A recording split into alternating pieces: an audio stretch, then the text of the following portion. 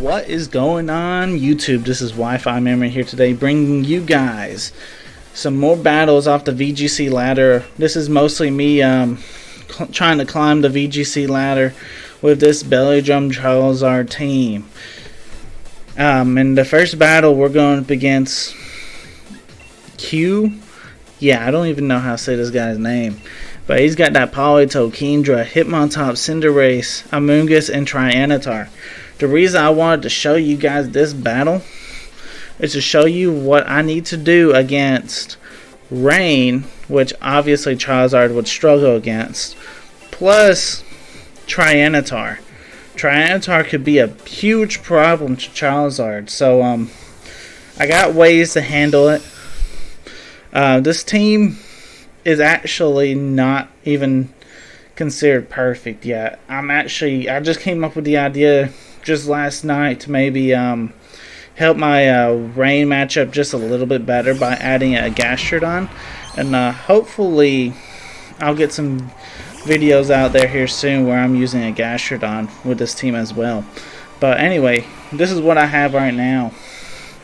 I got Rillaboom and Conkeldurr versus this Tyranitar and Amoonguss. And right off the bat, I'm like, okay, what do they want to do? Well, I know Tyranitar is going to switch, so there's not much I need to do right there. I can predict the switch and maybe try and do something. There's not really much of a point to. Let's just go ahead and see if we can get some damage out here on the board. I can fake out the Amoonguss so that way he cannot spore my Conkeldurr, so my Conkeldurr can actually get my Flame Orb activated. I go for Drain Punch. Like I said, I really didn't need to predict early on into the game. So he switches that Hitmontop in, and then Hitmontop gets a Drain Punch off onto it. And now Hitmontop has the eject button activate, and then he brings out his Cinderace. So I already know about 3 of his Pokemon. Rillaboom and Conkeldurr are both -1, but Conkeldurr's Flame Orb will activate, which pretty much essentially just makes it to where Conkeldurr is neutral attack, which ain't half bad.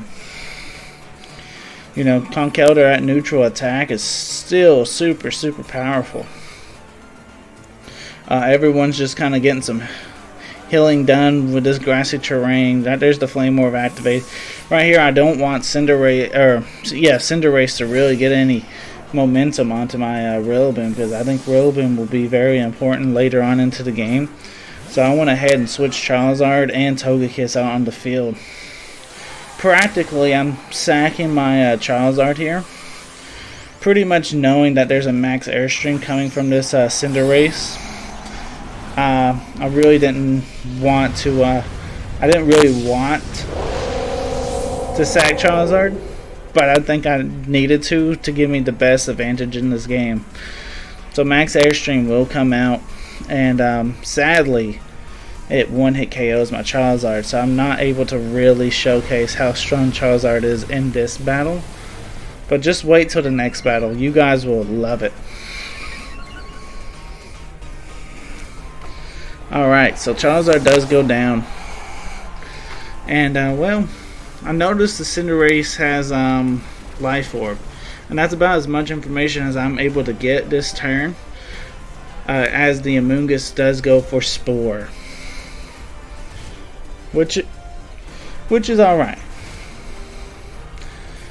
Yeah, this is actually an interesting battle. You'll see why here in a few minutes. But right here, I go into Conkeldurr, thinking, okay, if I Dynamax Conkeldurr, I'm sure I can live a max airstream. And then I need to try and get some max lightning off or something. That way I can get rid of this Cinderace, and this might be my best chance to get rid of him.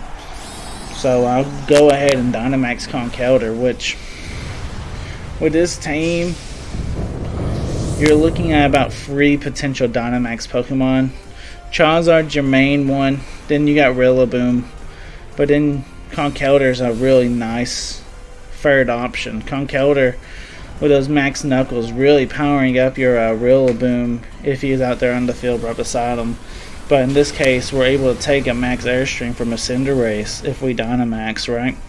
And since now he's a flying type, this is the biggest reason why I run Thunder Punch on Conkeldurr. It is a KO. I mean, it just KOs Cinderace. Cinderace ain't really the bulkiest Pokemon, but Cinderace is around everywhere. So you gotta be able to check him with multiple Pokemon. Conkeldurr got Thunder Punch. Charizard's got Rock Slide. And then, I mean, Rillaboom can do Grassy Glide, which if we're in the right spot, we can hit him pretty neutral with that, which will do a lot of damage. So right here, I mean, especially if they're running a special Cinderace anyway, I mean, then we definitely got him with Rillaboom. But right here, they go into Hitmontop. Now, in my eyes, Conkeldurr is, yeah, Conkeldurr is still considered neutral. So Conkeldurr still got some big firepower coming. We go for Max Guard. Not really wanting to take damage with Conkeldurr. Plus, we're trying to buy a turn of sleep with my Togekiss, because right now we have a big potential next turn to wake up and get a Dazzle and Gleam off before this Hitmontop can really do anything. And who knows, maybe we can pick up a KO, maybe get a lucky crit or something.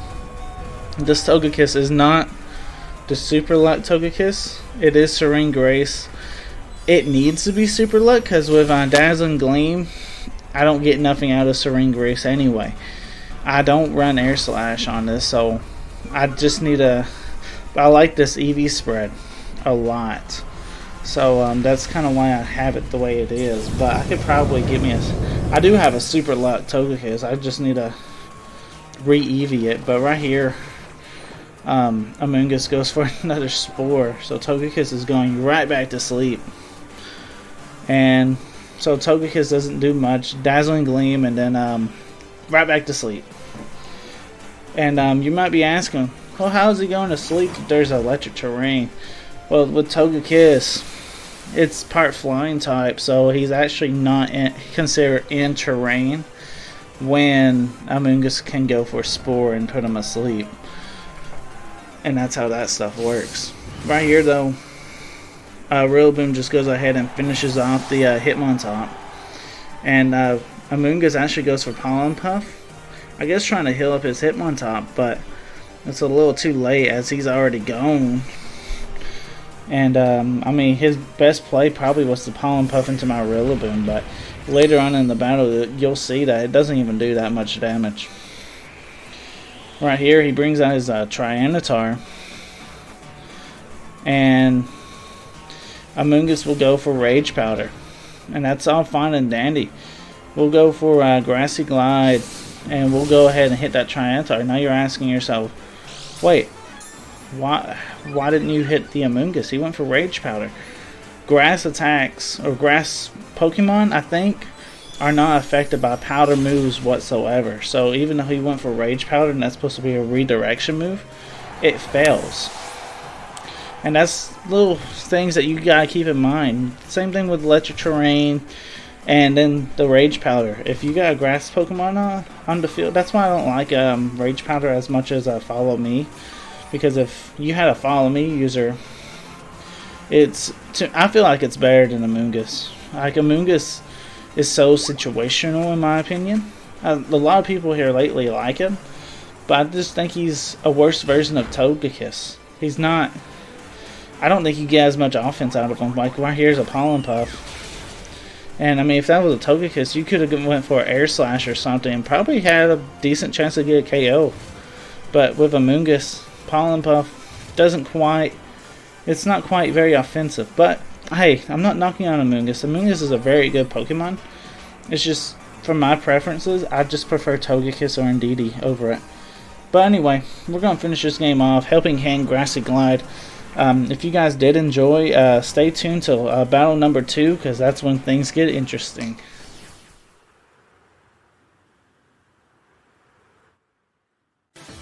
Alright, going into game number 2. We're going up against Dan with that Cinderace, Togekiss, Urshifu, Gengar, Dragapult, and Amoonguss. What'd I tell you in game 1 that Cinderace is just about on everybody's team? If it's not Cinderace, it's Rillaboom. And that's just the name of the game right now, dude. Those two Pokemon have controlled the metagame once they got their hidden abilities. My lead is pretty much a standard lead. I tend to lead either Togekiss or Indeedee with Charizard as the second Pokemon. And most of the time, if I lead Indeedee, they have a Fake Out Mon.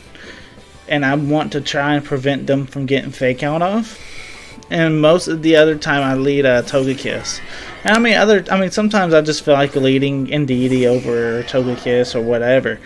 And a lot of times, if I lead Togekiss, I could have led Indeedee as well. But I like having Indeedee most of the time in the back because Indeedee has the Focus Sash, which I know for a fact means that he has to get hit twice. And that just is a nice little reassurance for whenever you're starting to start KOing stuff. You have a bulky Pokemon in the back, you know, or a Focus Sash Mon that it has to be 2 turns. But yeah, right away, Cinderace decides to it is a Dynamax Cinderace right off the bat.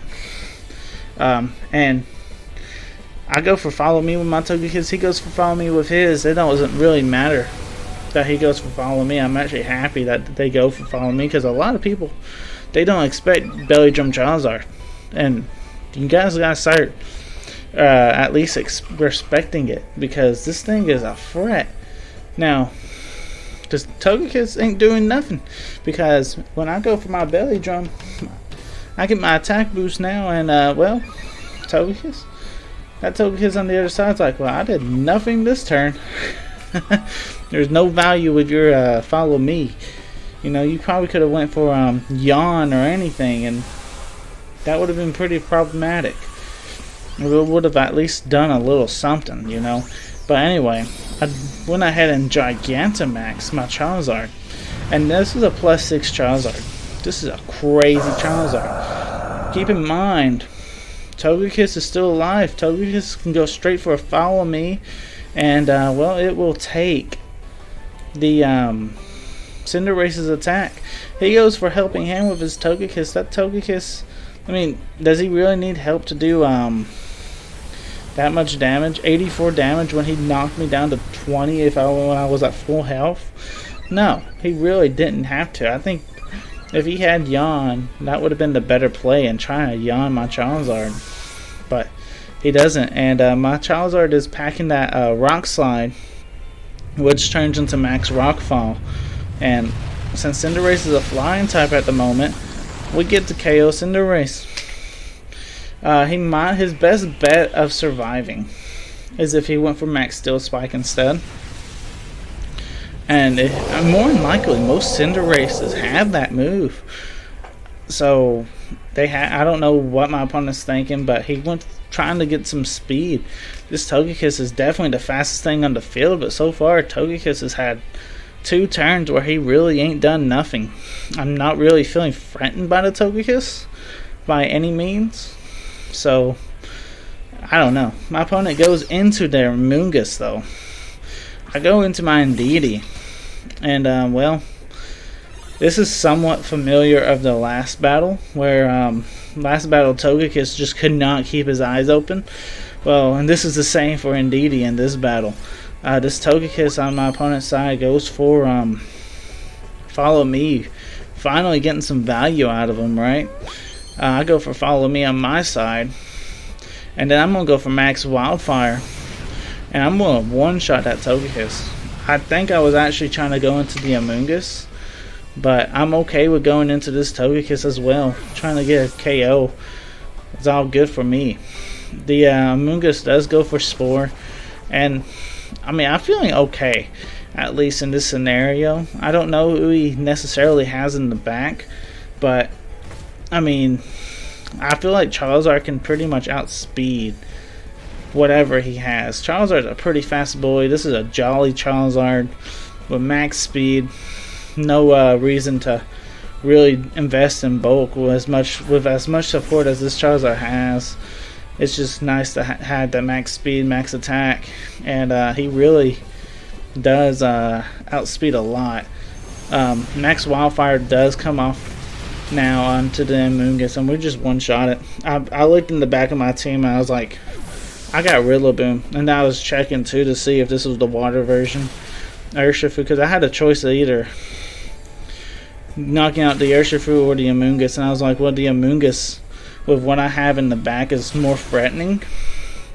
So I was like, okay, let Urshifu KO the Charizard, but I will KO the Amoonguss, and then I'll just bring out Rillaboom, and I should be able to win this game.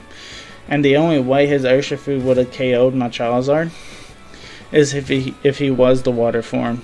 So, and therefore I have the Rillaboom in the back to really finish that off. So yeah, pretty much Rillaboom will finish out the game. So I'm gonna take this last minute or so to remind you guys to go down in the comment section and maybe leave a comment if you guys enjoyed this video, as well as if you enjoy Belly Drum Charizard, let me know. Leave a like or something, because Belly Drum Charizard's back on the channel for a little bit. I did participate into a tournament, and it's still going on with the time of this recording. This team has made it to the semifinals, so I am very proud of this team in particular. Like I said though, this team is not finished. With me playing some games and stuff, I kind of figured out that maybe changing Dusclops for a Gastrodon or something on those lines, because I'm not bringing Dusclops at all in just about in any game. So I figured do that and see if I can help my water weakness just a little bit. But other than that, this team is performing super well. I'm super proud of this team. Let me know in the comments though what you guys think about it. This is Wi-Fi Merriman signing out, and everyone take care and peace.